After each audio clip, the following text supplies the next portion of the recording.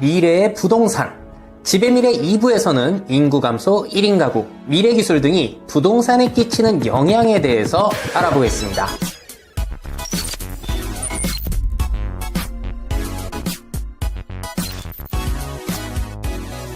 행복한 미래를 대비하는 미래예보. 안녕하세요. 미래캐스터 황준원입니다. 자, 이번 시간에는 지난 시간에 이어서 21세기 의식주 시리즈 집의 미래 2부를 준비했습니다. 자, 지난 시간에는 이제 스마트 홈이란 어떤지에 대해서, 정말로 편리한지, 앞으로는 어떻게 될지에 대해서 설명을 드렸고요.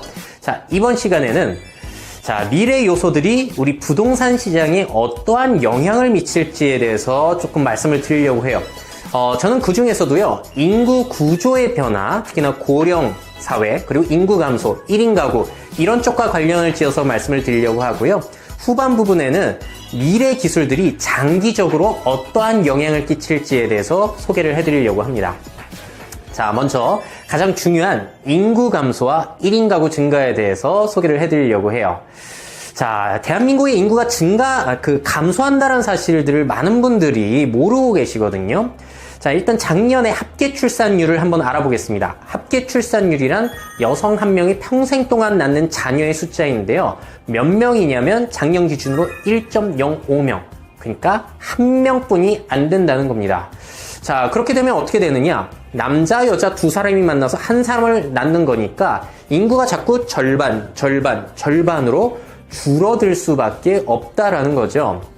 자, 그랬을 때 아직까지는 이제 고령자들이 많이 살아계셔가지고 인구가 줄어들지는 않는데요. 대한민국의 인구가 언제부터 줄어들기 시작하느냐? 멀지 않았습니다. 자, 가장 빠르게는 2022년으로 보고 있어요.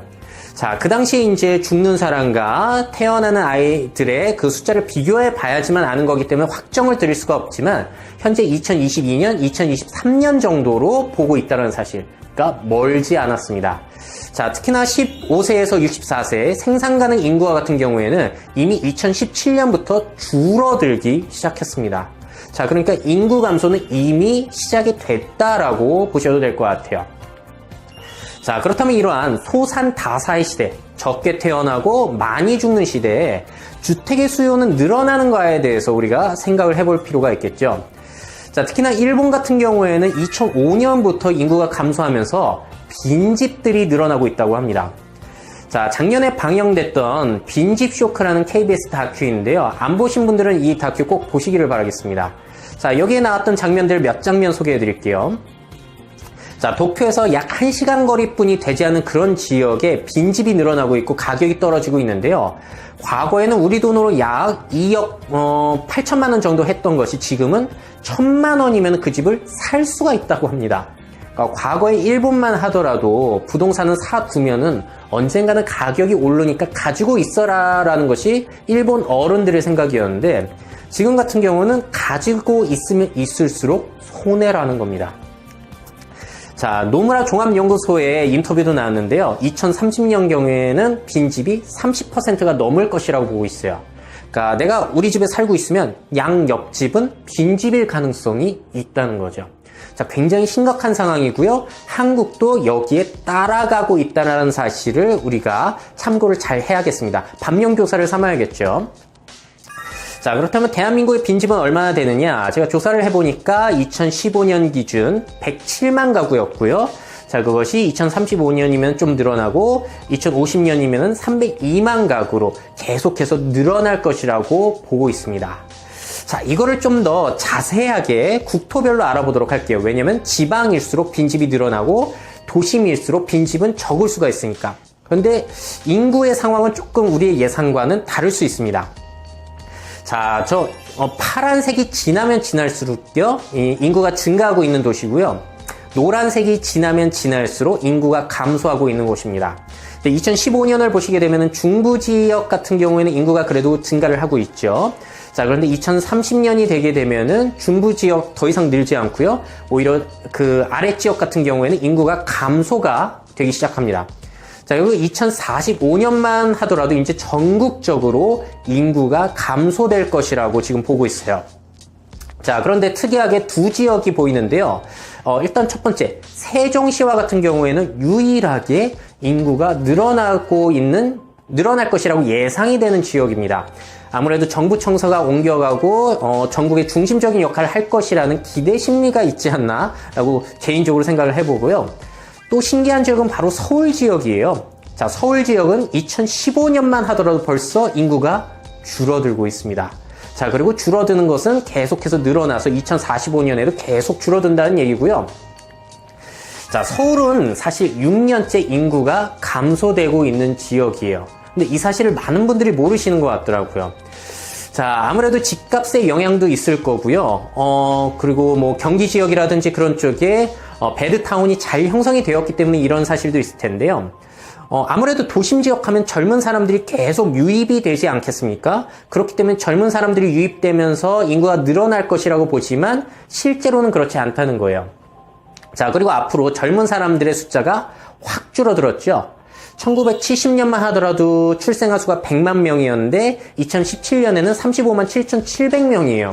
그러니까 인구가 줄어들었기 때문에 젊은 층들 유입이 된다고 하더라도 서울 자체의 인구가 증가하리라고 보기는 상당히 어렵다고 할 수가 있겠습니다.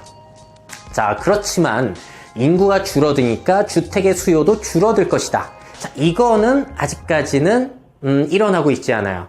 자, 아직까지 서울의 주택 수요는 충분하지는 않고요. 늘어나고 있는 상황이라고 하는데요. 그 이유는 무엇이냐면 바로 1, 2인 가구가 증가하고 있기 때문입니다. 자, 왜냐면 전에는 뭐 4인 가구, 3인 가구가 2000년대 초반까지만 해도 상당히 많았거든요. 50%를 넘었는데, 그러니까 4인 가구가 이제 1, 2인 가구로 쪼개지게 되면은 주택이 하나만 필요했던 것이 2개가 필요해지기 때문에 주택의 수요는 당분간 늘어날 것이라고 보고는 있어요. 자, 참고로 4인 가구는 현재 2016년 기준이에요. 18.3%, 3인 가구 21.4, 2인 가구는 26.2, 1인 가구가 27.9. 그러니까 2인 가구와 1인 가구를 합치게 되면 50%를 넘습니다. 자, 한국에서 제일 흔한 가구는 그리고 1인 가구이고요. 2035년경이면은 1인 가구가 약 35%를 넘을 것이라고 예상이 되고 있기 때문에 앞으로의 주택 수요는 당연히 다들 아시겠지만 소형 주택 시장으로 재편이 될 확률이 너무나도 높다라고 할 수가 있겠어요. 자, 그래서 주택 수요에 있어서는 우리 지역이라든지 뭐 도심 지역도 마찬가지고 인구가 얼마나 증가하고 감소할지를 예상해 보시고 1인 가구의 증가율은 어느 쪽이 높은지 이런 다양한 인구적인 요소를 종합적으로 판단하시는 게 좋겠다라는 생각이 듭니다. 자, 그리고 또 한 가지 우리가 살펴볼 영향은요. 자, 우리 대한민국 사람들 자산의 대부분은 사실 부동산이 차지를 하고 있죠. 자, 그런데 부동산을 살 수 있는 사람들은 부자들입니까? 아니면 가난한 사람들입니까? 보통 부자들이 땅을 사가지고 그 땅 가격이 오르면은 그 돈을 이용해서 또 투자를 하게 되고 이런 식으로 하게 되니까 부의 불평등이 일어나게 되고 부의 양극화가 일어나고 있다라고 우리가 진단을 내리고 있는 상황이에요. 자, 그렇기 때문에 이제 정부에서도 토지 공개념이라든지 보유세라든지 아니면 재개발 부담금이라든지 이런 것들을 이용해서 집을 이용해서 투기를 막아보려는, 집을 이용해서 재산을 증식하려는 사람들을 막아보려는 시도들이 현재 이어지고 있습니다. 이런 시도들은 상당히 일리가 있다라고 생각이 들어요. 자, 왜냐면은 지구에 주인이 있습니까? 지구의 땅에 주인이 있냐고요. 자, 그런데 이 지구의 땅을 인간이 소유를 해서 재산으로 만든 다음에 다른 사람들에게 물려주고 이런 것들이 과연 정의로운 것인가? 과연 이것이 합당한가에 대해서는 끊임없이 논란이 되고 있지 않습니까? 자, 그렇기 때문에 앞으로 이 부동산으로 재산을 증식하려는 사람들에 대한 뭐라고 해야 될까요? 논란이라든지 정의에 대한 토론들, 부의 양극화에 대한 해소의 노력들, 이런 것들이 분명히 부동산에는 영향을 끼칠 수밖에 없다라는 것을 또 확인을 할 수가 있습니다. 자, 그래서 인구 구조와 관련해서 지금 말씀을 드렸고요. 자, 다음에는 좀 장기적인 관점이에요. 우리 최첨단 미래 기술들이 부동산에는 어떠한 변화를 이끌어낼 수 있을지 한번 이번에는 상상해보는 시간을 갖도록 하겠습니다. 자, 먼저 첫 번째로요. 차세대 교통수단이 부동산의 변화를 가져올 수도 있습니다. 자, 먼저 무인자동차를 생각해 볼게요. 저 영상은 구글의 무인자동차 자회사인 웨이모의 장면이고요. 현재 시범 운영을 하고 있는데 직원이 운전석에 타는 게 아니라 뒷좌석에 타고 있습니다.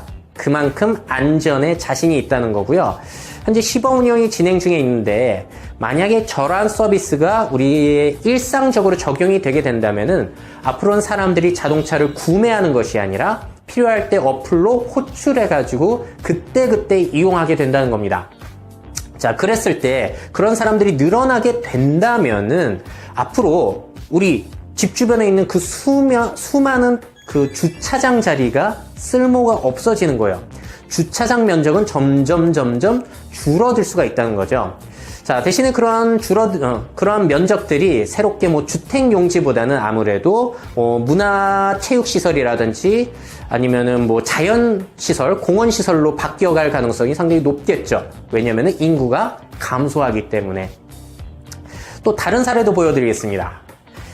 자, 저 영상은 앨런 머스크의 지하 터널 회사인 보링 컴퍼니의 컨셉 영상인데요. 현재 뉴욕에서 공사를 진행 중에 있고요. 지하 터널을 뚫어가지고 도심 정체를 막아보겠다는 그런 노력입니다. 근데 자동차가 직접 이동하는 것이 아니라 썰매 같은 곳에 얹혀진 다음에 레일을 통해서 이동하는데 그래서 시속 200km 이상으로 주행을 할 수가 있다고 해요. 자, 그런데 키포인트는 뭐냐면요. 지금 보시는 장면처럼 지하 터널의 경우에는 단순히 1층으로만 이동을 하는 것이 아니라 지하층으로 막 수십 층을 낼 수 있다는 거예요. 그렇기 때문에 상당히 교통체증을 확 완화해 줄 수 있을 것이라고 기대를 하고 앨런 머스크가 뉴욕 정부와 손을 잡고 지금 계획을 추진하고 있는 중입니다. 자, 그렇게 된다면은 지상에 있는 그 수많은 땅들 중에서도 도로가 다른 용도로 활용이 될 수 있는 가능성이 열리는 거죠. 특히나 뉴욕 같은 곳은 이제 더 이상 개발할 곳이 없잖아요. 도로를 이렇게 정비하지 않는 이상. 그래서 저런 프로젝트들이 또 진행이 되고 있고요. 또 이번엔 하늘 택시를 한번 생각을 해보자고요. 현재 저런 키티호그 플라이어라는 회사는 레리 페이지가 투자를 해가지고 화제를 모은 회사고요. 저 회사뿐만이 아니라 유명한 보잉사 그리고 우버와 같은 경우에도 비행 택시를 지금 활발하게 개발을 하고 있습니다. 자, 그렇게 된다면 도심 정체를 해소해 줄 뿐만이 아니라 도로 대신에 하늘 이용해서 이동할 수 있는 그런 가능성 우리가 또 상상을 해볼 수가 있겠습니다. 보통 회사들이 10년 내로 상용화하겠다는 계획을 일단 가지고는 있어요. 자, 그리고 다음으로는 음속의 진공열차라고 불리는 하이퍼루프 시스템입니다. 저 시스템 같은 경우에는 진공터널에서 자기부상 형태로 열차가 이동하기 때문에 이론상으로는 시속 1000km까지 이동할 수가 있다라고 지금 보여지고 있어요. 현재 버진그룹의 하이퍼루프 1이라는 회사가 두바이에서 시범적으로 설치를 진행하고 있고요. 만약에 한국에 설치를 하게 된다면은 하이퍼루프를 이용했을 때 서울에서 부산의 이동거리가 16분으로 짧아지고요. 서울과 뉴욕의 거리는 3시간으로 짧아질 수가 있다고 합니다. 그러니까 전국 1일 생활권이 아니라 전 세계 1일 생활권을 우리가 상상해 볼 수도 있는 거기 때문에 만약에 이러한 시스템이 갖춰지게 된다면은 거기에 따라서 또 부동산의 영향을 우리가 또 상상해 볼 수가 있겠죠. 하지만 조금 먼 이야기일 것 같습니다. 자, 그리고 우리 미래 기술 덕분에 지방 생활을 조금 더 편리하게 할 수도 있을 것 같아요. 지금 자꾸 사람들이 도심 지역으로 몰려들고 지방은 텅텅 비어가고 있는 상황인데요. 사실 도심 지역에 산다고 좋은 점만 있는 건 아니죠. 공기도 안 좋고 너무 빽빽하고 뭐든 비싸고 집값도 비싸고 이런 불편함이 있는데 지방 생활은 아무래도 여유롭고 자연과 함께 할 수 있고 뭐 평화롭고 집값도 싸게 지낼 수가 있음에도 불구하고 불편한 점들이 있지 않습니까? 특히나 뭔가 쇼핑을 하거나 물건을 배송받기가 힘든데 그랬을 때 드론 택배라든지 이런 자율주행 로봇을 이용해서 물건을 배송받게 된다면은 그런 쇼핑이라든지 그런 불편함을 조금 해소시켜 줄 수도 있을 것 같아요. 또 심지어 이렇게 자율이동 상점이 등장을 하게 된다면은 내가 매장에 찾아가서 쇼핑을 하는 게 아니라 매장이 나한테 와서 뭐 나이키 매장을 불러가지고 신발을 살 수도 있는 거니까요. 이랬을 때 지방 생활을 좀 더 편리하게 해줄 수 있는, 그래서 지방 생활권을 활성화해 줄 수 있는 가능성을 저는 한번 봤습니다. 자, 그리고 또 한 가지. 재택근무자가 늘어나야지만 지방생활이 활성화될 수 있는 측면도 있을 것 같아요. 자, 그런데 지금 우리가 사실 인터넷이라든지 여러 가지 디지털 기술을 이용하게 된다면은 굳이 회사를 가지 않더라도 집안에서 일할 수 있는 환경 충분히 만들 수가 있잖아요. 근데 앞으로는 그런 환경이 더욱더 좋아질 수 있겠죠.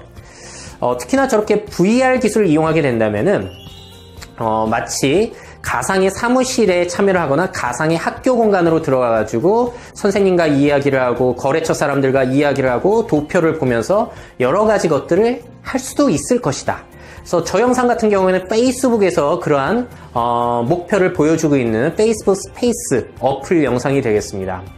그래서 저러한 여러 가지 기술들을 활용하게 된다면은 지방 생활에서의 불편함들이 좀 사라질 수도 있겠죠. 특히나 저 같은 경우에도 사실 인터넷으로 일을 하기 때문에 공간이 별 필요가 없습니다. 제가 노트북만 들고 있으면 어디서든지 제 사무실이 되고요. 또 강연을 진행할 때도 전국적으로 다니기 때문에 굳이 도심에만 살 필요는 저도 별로 없는 편이에요. 하지만 왜 도심에 사느냐? 쇼핑하기 불편하다는 거. 또 한 가지는 제가 아직 미혼이기 때문에 미혼자들은 도심 생활을 하는 게 아무래도 짝을 만나는데 유리하기 때문에 뭐 이러한 부분까지 우리가 해소를 하게 된다면 또 다른 미래를 상상해 볼 수가 있겠죠.